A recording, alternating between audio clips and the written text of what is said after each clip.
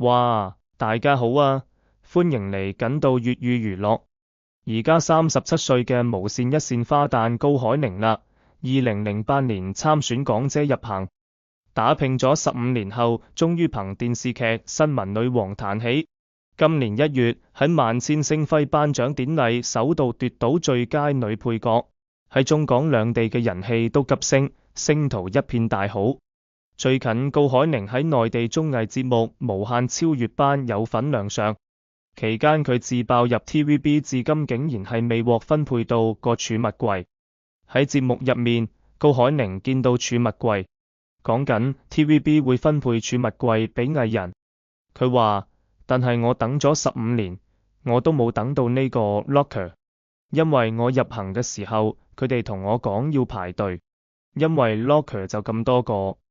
但係啲藝人好多嘛，所以我就講好，我就備選名單排隊，然後排咗15年都冇等到，可能已經排唔到我，就直接俾其他人咗。雖然佢感到俾冷落喺儲物櫃分配上，不過高海寧嘅工作機會係源源不絕，唔單止參與咗好多內地綜藝節目，仲即將開工為 TVB 嘅新劇《武林》。有呢啲機會睇嚟，公司對佢嘅賞識同支持係有目共睹嘅。新聞女王除咗令高海寧喺香港人氣急升之外，同樣地喺內地亦收穫唔少人氣。最近更經常獲邀參與多個綜藝節目錄製，曝光率相當高。而最近喺節目《今晚開放麥島》，佢就開心大講奪得最佳女配角嘅想法。直言有人問佢加入咗 TVB 15年先拎到呢個獎，應該覺得呢個獎特別珍貴。佢笑言，其實都唔錯啦。獎項就係對你過去嘅認可，而佢處理獎項嘅方式更加同大部分藝人唔同。好多人都講咗拿咗獎之後，中意將佢放喺屋企最顯眼最當眼嘅地方。我偏唔擺，我中意隨身攜帶。雖然現場冇拎出真嘅獎項做展示，不過佢只想同大家講，真嘅那個我放酒店咗。你知唔知萬一隨便拎出嚟碰住怎樣？唔得。對獎項作出強力保護。高海寧生喺南京，長喺香港，因為媽媽係南京人，爸爸係香港人，佢繼承咗父母嘅優良基因。由細就有美人胚子嘅影子，嬰兒時期臉上紅彤彤，仲有雙下巴，好可愛。學生時期，高海寧身姿高挑，修長嘅身材線條流暢，肌膚白皙緊緻，身形曼妙，天真可愛嘅笑容，眉眼間流露出一股聰慧同自信，令佢成為校園裏嘅女神。21歲嗰年，喺家人朋友嘅鼓勵下，佢勇敢參加咗港姐選舉，果然憑甜美笑容同傲人身材，高海寧獲得第4名同埋旅遊大使獎。同年，佢被 TVB 簽約成為旗下藝人，正式踏入演藝圈。不過冇受到重用，因為佢身材火辣性感，長相又好有女人味，所以 TVB 俾佢嘅角色總係所謂嘅女性公敵。15年嚟，佢基本上係 TVB 嘅御用狐狸精。喺《讀心神探》裏，佢係邱印已婚上司嘅梁思敏；《法證先鋒3》裏，佢係靠上司包養嘅小三；《法網追擊墮》，佢係純情可愛、年輕貌美嘅律政司實習生紀慕姿；《My 盛 Lady》度，佢係長相甜美、想嫁入豪門嘅一位產品宣傳女郎。就今，高海寧成為熒屏上嘅小生或惡女代表，被扣上咗一頂米神嘅帽子，一隻無形嘅手喺編排高海寧嘅命運。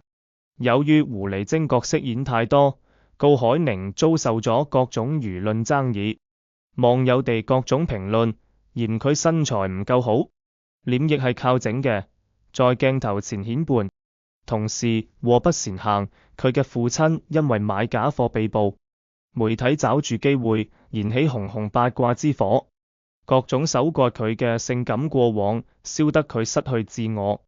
為咗得到更多工作機會，佢迎合網友哋嘅言論，開始瘋狂減肥，結果越減越嚴重，導致脫髮，甚至有咗抑鬱症狀，整日食唔好，瞓唔住，動唔動就喊泣。幸運嘅係，佢有母親嘅支持同鼓勵，令佢重新找返生活嘅方向。透過健身房同朋友嘅陪伴，高海寧逐漸由抑鬱嘅陰霾中走咗出嚟。一有唔好嘅情緒苗頭，佢就去健身、打拳，發內心嘅鬱悶。呢啲令佢有咗堅持嘅力量，要為自己嘅夢想而奮鬥，努力提高自己嘅演技，爭取更好嘅機會，證明自己嘅價值。功夫不負有心人，唔再自怨自艾嘅高海寧，亦逐漸獲得咗一啲重要嘅角色。喺天梯度飾演三姨太鄭艷萍，在 TVB 嘅台慶中得到咗飛躍進步獎嘅提名。喺使徒行者度同佘詩曼合作，飾演咗一個臥底警察林希美，令觀眾感到驚艷。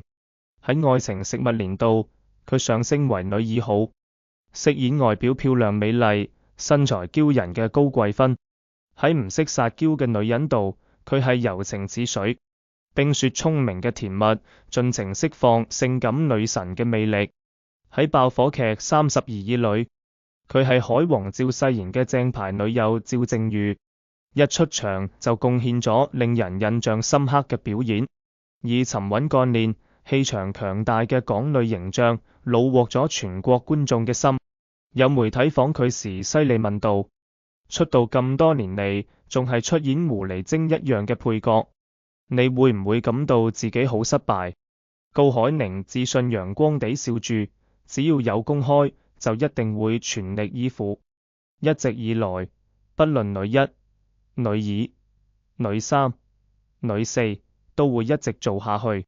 我的前輩佘詩曼同我講咗一個好重要嘅事情，喺戲裏面冇一個演員係配角，你演呢場戲，你就係主角，你演好咗對整部劇都係有幫助嘅。記者聽完，眼神一亮，隨即表示讚許，亦跟住高海寧一齊明媚地笑起來。因為美貌對於娛樂圈嚟講，只係可以利用嘅基礎優勢之一，好睇嘅皮囊亦只係高海寧叩開演員之路嘅敲門磚。一種富有生命力嘅美，才會真正成為明星嘅閃光點。或許呢就係高海寧憑新聞女王飾演許思晴，拿咗最佳女配角獎真正嘅獲獎原因，因為佢已經有咗愛自己嘅能力，工作專業且拼命，感情上清醒自知，性格上直爽率性。